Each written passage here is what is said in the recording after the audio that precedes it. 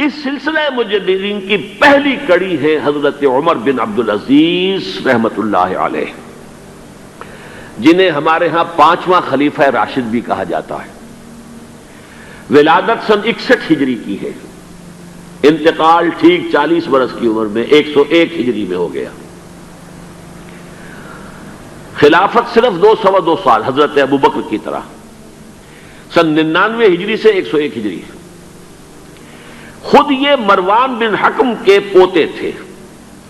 بنو امیہ کے جو خلفاء ہیں ان کی 2 شاخیں ہیں، امیہ کے 2 بیٹوں سے جو شاخیں چلی ہیں، ایک حرب سے چلی ہے، اس میں ابو سفیان تھے لیکن وہ خلیفہ نہیں تھے، لیکن امیر معاویہ، پھر یزید کا بیٹا تھا معاویہ ثانی۔ دوسری شاخ جو تھی وہ مروان ابن حکم سے چلی ہے، اور اس میں ہے اصل میں جو 10 خلفاء آئے ہیں بنو امیہ کے۔ یہ مروان بن حکم کے پوتے تھے، لیکن ان کی والدہ حضرت عمر کی پوتی تھی۔ یہ جو امتزاج ہوا ہے، یہ جو حضرت عمر فاروق رضی اللہ تعالیٰ عنہ کا خون ان کی رگوں میں پہنچا ہے، اب وہ بڑا مشہور واقعہ ہے، دلچسپ واقعہ ہے کہ حضرت عمر ایک روز اپنی رات کی گشت پر تھے، جو آپ خبر گیری کے لیے رات کو سفر کرتے تھے شہر کے اندر، تو آپ نے دیکھا small hours of the morning, صبح کا فجر سے کچھ وقت پہلے کا وقت ہوگا، ایک گھر میں سے آواز آ رہی ہے ماں بیٹی کی گفتگو کی۔ ماں نے کہا بیٹی بکریوں کا دودھ نکال لیا، دہو لیا؟ کہ ہاں امی۔ اچھا اس میں کچھ پانی ملا دو۔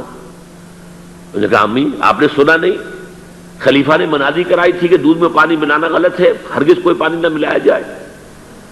ماں نے کہا تو بیٹی خلیفہ یہاں کوئی موجود ہے، کوئی دیکھ رہا ہے، پانی ملا دو۔ بیٹے نے کہا کہ امی خلیفہ نہیں ہے، اللہ تو موجود ہے، اللہ تو دیکھ رہا ہے۔ حضرت عمر نے وہ بات سن لی، اس گھر کو آپ نے تاک لیا اور جا کے اپنے بیٹے عاصم سے کہا کہ وہاں رشتہ کر لو۔ وہ ہے لڑکی پھر جس کے نسل سے یہ حضرت عمر بن عبدالعزیز یہ پیدا ہوئے۔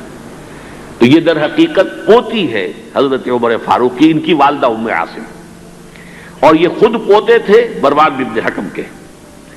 اور جو 8واں خلیفہ تھا بنو امیہ کا سلیمان، اس کی وصیت کے مطابق یہ خلافت ان کو ملی تھی۔ حضرت عمر بن عبدالعزیز نے کیا کیا؟ دیکھیے ان کا تجدیدی کارنامہ صرف 3 نکات پر مشتمل ہے، یہ میں بتا چکا ہوں آپ کو۔ ابھی نہ عقائد میں کوئی کجی آئی تھی، نہ اعمال میں کوئی خرابی آئی تھی، عوام کے حکومت کے نظام میں تبدیلی ہوئی تھی، اب موروثی ہو گئی تھی اور تحکمانہ ہو گئی تھی۔ خلیفہ جو ہے وہ موروثی یا نامزد ہوتا تھا، اور یہ جاگیر بن گئی تھی اپنی ذاتی بیت المال۔ انہوں نے 3 ہی کام کیے۔ نمبر 1، ان کو خلافت ملی تھی اصل میں سلیمان جو ان سے پہلے خلیفہ تھے ان کی وصیت کی بنیاد پر، لیکن یہ احتیاط کر لی گئی تھی کہ اگر کہیں یہ وصیت پہلے لوگوں کے علم میں آ گئی تو شاید لوگ بغاوت کریں اور حضرت عمر بن عبدالعزیز کو گوارا نہ کریں۔ لیکن یہ کہ انہوں نے یہ کیا جو اس وقت کے ذمہ دار لوگ تھے کہ پہلے وصیت لا کر وصیت پر بیعت لے لی گئی کہ یہ وصیت ہم تسلیم کریں گے۔ ابھی سلیمان کے انتقال کی خبر بھی نہیں دی گئی، اسے بھی چھپا کر رکھا ہوا تھا۔ اس کے بعد وصیت کھولی گئی اور حضرت عمر بن عبدالعزیز، اور اعلان کیا گیا کہ سلیمان کا انتقال ہو گیا، تب لوگوں نے بیعت کر لی، کیونکہ بیعت تو کر چکے تھے، وصیت کی بیعت کر چکے تھے۔ اس وصیت میں سے عمر بن عبدالعزیز برآمد ہو گئے تو وہ بیعت خود بخود ہو گئی۔ لیکن انہوں نے جا کے اعلان کیا مجمع عام میں، لوگوں مجھ پر یہ خلافت کی ذمہ داری ڈال دی گئی ہے، بغیر مجھ سے پوچھے، بغیر میرے مشورے کے، بغیر میری خواہش کے، لیکن میں آپ کی گردنوں میں سے اپنی خلافت کے اس قلادے کو اتار کر پھینک دیتا ہوں۔ آپ جسے چاہیں اپنی آزاد مرضی سے مشورے سے خلیفہ بنا دیں۔ یہ پہلی اصلاح تھی، موروثیت ختم، نامزدگی ختم۔ اب اگر چاہتے ہیں آپ، اگر لوگوں کی رائے ہے ان کا مشورہ تو ٹھیک ہے۔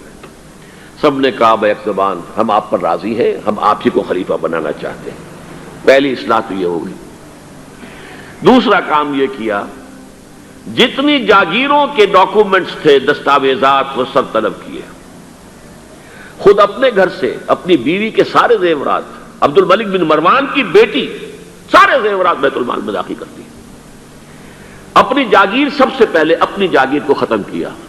اس زمانے میں شریڈر تو تھے نہیں، مشین تو تھی نہیں، مسجد میں بیٹھے ہوئے تھے حضرت عمر بن عبدالعزیز، اور وہ ایک ایک وسیقہ لایا جاتا تھا اور وہ قینچی سے کاٹ کاٹ کے پھینک رہے تھے. بڑا طوفان مچ گیا بنو امیہ کے لوگوں کے اندر. یہ کیا ہو رہا ہے؟ ایک وفد بھی آیا کہ دیکھیے آپ اپنے سے پہلے لوگ جو کچھ انہوں نے کیا تھا آپ اب جو چاہیں آپ کریں، لیکن پہلے جن لوگوں نے جو کچھ کیا ہے اس کی نفی تو نہ کیجیے. حضرت عمر بن عبدالعزیز پوچھتے ہیں دیکھو اگر تمہارے پاس ایک فرمان ہو امیر معاویہ کا اور ایک ہو ان کے بعد کسی چوتھے پانچویں پشت کے اندر آنے والے کا، تو کس کے فرمان کو زیادہ اہمیت ہوگی؟ سب نے کہا امیر معاویہ کے فرمان کی زیادہ اہمیت ہوگی. تو فرمایا پھر میرے پاس فرمان جو ہے وہ امیر معاویہ سے بھی بہت پہلے کا ہے. میرے پاس اللہ کی کتاب ہے، قرآن ہے، میں اس کی منہ سے طے کر رہا ہوں. لہذا ہو جائے کم وقت میں، کوئی ناراض ہوتا تو ہو. ساری جاگیریں ختم کر دی. نمبر 3 واقعہ یہ ہے کہ خود اپنی زندگی کے اندر جو عسرت اور جو تنگ دستی اور جو سادگی اختیار کی ہے، میں سمجھتا ہوں غالباً اس میں وہ حضرت ابو بکر حضرت عمر کو بھی مات دے گئے ہیں رضی اللہ تعالیٰ عنہ. حالانکہ بڑے ہی ایک تو حسین اور جمیل انسان تھے، خوش شکل، خوش لباس، شہزادے تھے، گورنر بھی رہے تھے. پھر ان کے والد جو ہے طویل عرصے تک مصر کے گورنر تھے، وہاں ان کی پرورش ہوئی تھی گورنر کے بیٹے کی حیثیت سے. اعلیٰ لباس پہنتے تھے، خوشبو کے اندر اس طریقے سے بسا ہوا کہ جہاں سے گزر گئے ہیں پورا راستہ معطر ہو جاتا تھا. لیکن اب اچانک جو آیا ہے، جیسے ہی یہ بیعت ہوئی ہے خلافت کی، ان کی اہلیہ کہتی ہیں، حضرت فاطمہ ان کا نام تھا، کہ آ کر بیٹھ کر اور مسلح پر رونا شروع کر دیا. میں نے پوچھا کیوں، کیا ہوا؟ کہ یہ جو بوجھ مجھ پر آن پڑا ہے، یہ ذمہ داری ہے. رونا شروع کیا. اور اس کے بعد واقعہ یہ ہے کہ انہوں نے ذاتی زندگی میں کپڑا صرف ایک جوڑا، 2 بھی نہیں، جمعے کے لیے بھی اس کے دھو کر سوکھنے کے لیے انتظار کرنا پڑتا تھا، تب جا کر پہن کر اس کو جمعے میں جاتے تھے. ایک دفعہ آئے ہیں اپنی بچیوں سے گفتگو کر رہے تھے تو بچیوں کو دیکھا عجیب حال ہے کہ وہ جو بھی بات کرتی ہیں پھر اپنے منہ پر ہاتھ بھی رکھ لیتی. پوچھا کیا سبب ہے؟ کہنے لگی آج ہم نے صرف پیاز سے روٹی کھائی ہے، ہمارے منہ سے بدبو آ رہی ہوگی، ہم نہیں چاہتی کہ آپ کو اس بدبو سے تکلیف پہنچے.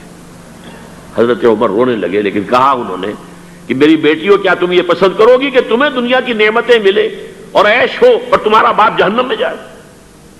ان بچیوں نے بھی رونا شروع کر دیا. سارے زیورات ختم، اپنی جاگیر ختم.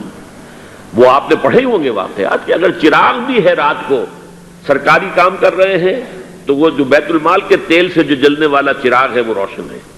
خادم نے آ کر کوئی گھریلو بات کرنی چاہیے تو کہا پہلے چراغ گل کر دو پھر بات کرو.